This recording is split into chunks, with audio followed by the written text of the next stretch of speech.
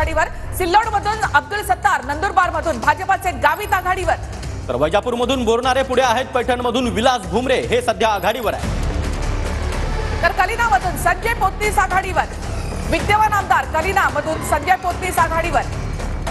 तर प्रत्येक अपडेट आता समोर येत आहे. कलिनामध्ये संजय पोतनीस हे आघाडीवर आहेत, तर महायुती सध्या 8 जागांवर, महाविकास आघाडी 7 जागांवर आघाडीवर आहे. तर पोस्टल मतमोजणी सुरू आहे. पोस्टल मतांमध्ये सध्या भाजपने या ठिकाणी आघाडी घेतलेली आहे. आघाडीवर, सिल्लोडमधून अब्दुल सत्तार, नंदुरबारमधून भाजपाचे गावित आघाडीवर, तर वैजापूरमधून बोरनारे पुढे आहेत, पैठणमधून विलास भुमरे हे सध्या आघाडीवर आहे. तर कलिनामधून संजय पोतनीस आघाडीवर, विद्यमान आमदार कलिनामधून संजय पोतनीस आघाडीवर.